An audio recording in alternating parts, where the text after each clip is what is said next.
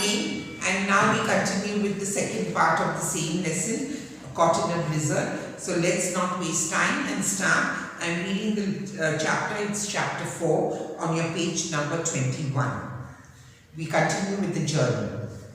The sky had been grey and overcast all morning, and about midday, snow started to fall heavily. Soon the landscape was hidden in a snow fog. A sharp northeast wind made the cold intense, and I was forced to bury my face in my shawl, which soon became stiff with ice from my frozen breath and the driving snow. So this is the description of what happened the next day. So they left in the morning and they went out, but by midday the snow started falling heavily and the landscape was hidden in snow, and because the snow was falling rapidly, and then there was a sharp northeast wind which blew across, and this wind was icy. Sharp means it was chilly wind that blew across, and with the continuous breathing, because he covered his face with the shawl, and the continuous breathing through the shawl, it made the shawl stiffen. The moisture, the warm air that he breathed out was turned into, made the shawl stiffen. It will turn into ice, and this made it freeze, and the breath from his mouth, and there was the driving snow. For hours we struggled slowly and painfully on, up and down mountain slopes and over a great desolate plateau. The fog had now become so dense that it was all we could do to find our way. The wind was fast running, turning the snowfall into a blizzard. So he says that for hours they struggled slowly. They went uphill and downhill, and they made their way over the mountain slopes and over great plateaus. Desolate plateaus means plateaus which were absolutely bare, nothing. Pieces of land, flat land which were completely bare. Not a tree, not any rocks or stones around, but just plain flat land. They crossed that, and the fog started becoming dense, and so dense that it was all they could do was to find their way. The wind was very fast, turning the snowfall practically into a blizzard, and the reindeer were having very great difficulty in struggling against it, and were beginning to show signs of tiring.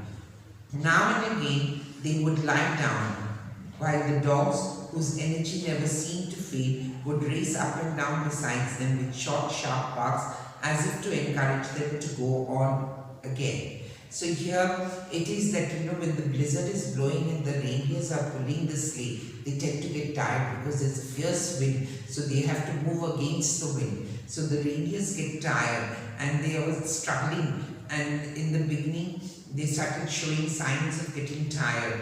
Now and again they would just sit down. When they were tired, the reindeers would just flop and stop to a halt. But the dogs, the huskies have a lot of energy in them, and they rumble around in the snow and they enjoy the climate.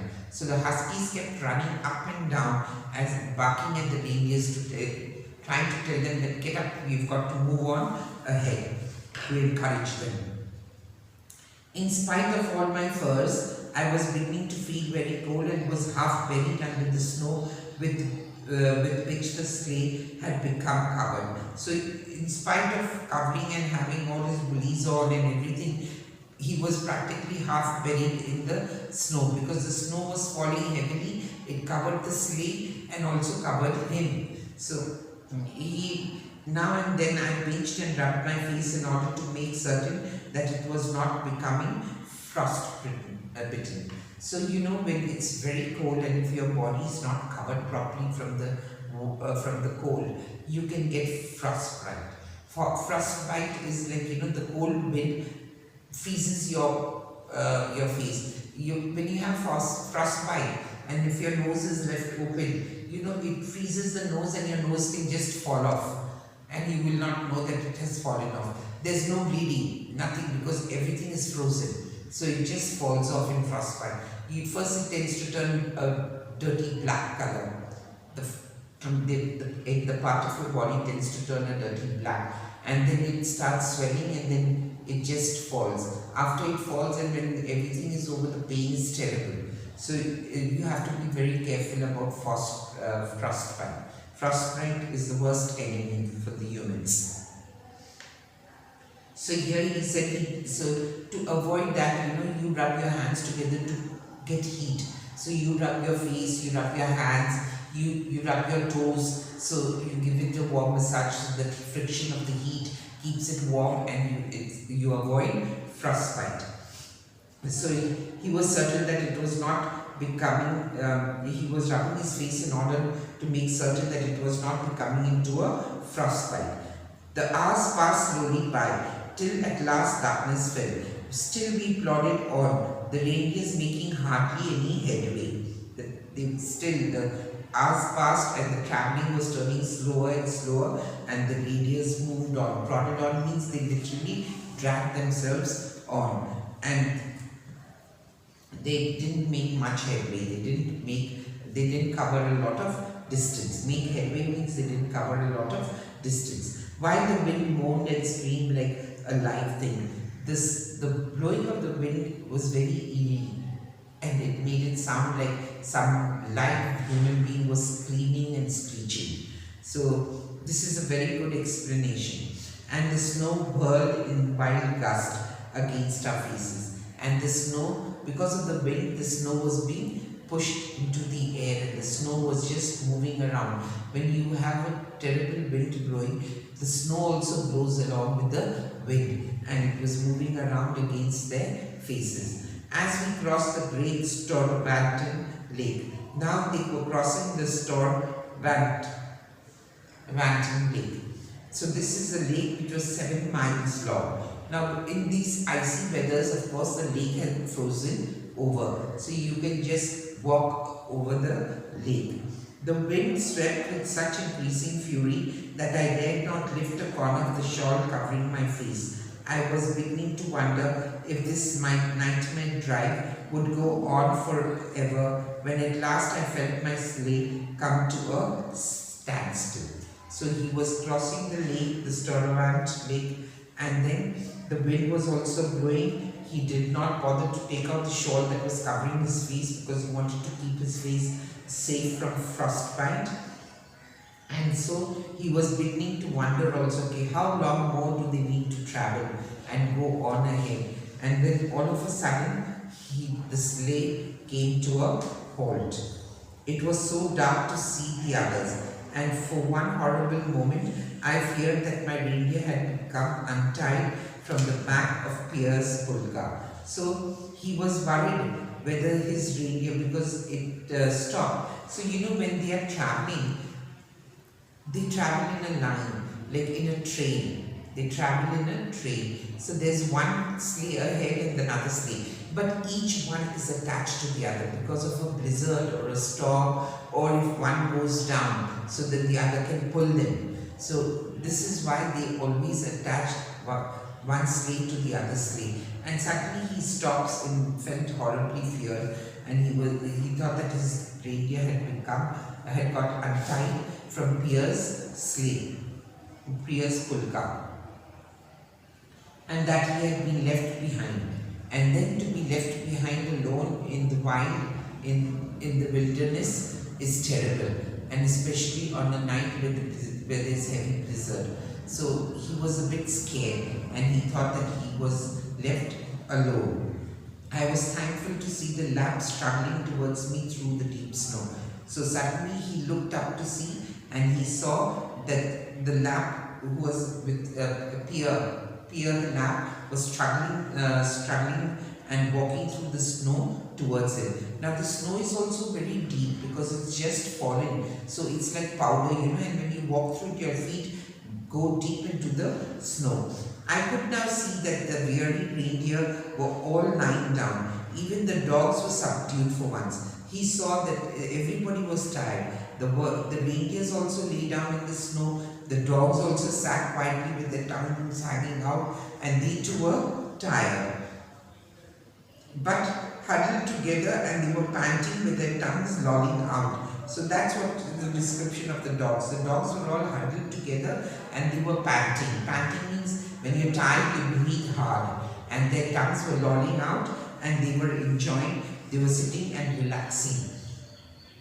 Could it be that the deer were unable to go any further? I imagined a night out in the blizzard in a dugout of snow with my sleigh turned up on one end as a shelter, and found the prospect far from pleasing. So, you know what happens when they have nothing to do? They cover themselves away from the blizzard. They put the sleigh up, and they make it like a shelter, and they sit on the other side, and especially the windward, away from the windward side, so that the snow hits the sleigh and falls down, and they are safe on the other side. So he was dreading doing this and to have a dugout of snow with his sleigh and end up as a shelter. And he found the prospect of far more pleasing. He felt that it would have been a very pleasing thing to put up the sleigh and make it into a shelter. The next moment, to my great relief, Pierre was behind, bending over me and shouting in my ear to make myself heard about the storm, which every moment was becoming worse. And I caught the words, molestio, fidiscu. So he was just shouting. So molestio. He kept on shouting, molestio, fidiscu. So that means he said that in all his misery and in all that, he kept on yelling because the wind was blowing and they couldn't hear anything, and it was the blizzard was very heavy and they had forgotten what it was to have a shelter. So he yelled and he said molestio, and he kept on telling him Felistiu. Felistiu means like the inn, that there is a hut close by, an inn with a resting place. So the misery and the cold of the last 8 hours were all forgotten in the joyous thought of warmth, food and shelter. So when he said that, he said everything was forgotten. The tiredness, the cold, the terrible wind that was blowing, the sounds, everything was forgotten, and it made him happy. And happy, why? Because the thought was in the back of his mind that at last he would be in a shelter where he could stay warm, light a fire, stay warm, and have warm food and relax and sleep for the night. Climbing with difficulty out of the sleigh in my unwieldy furs, I plunged as best as I could through the deep snow, sinking above my knee at every step, up to the door of a tiny log hut, which I could just see in the darkness about 100 yards away.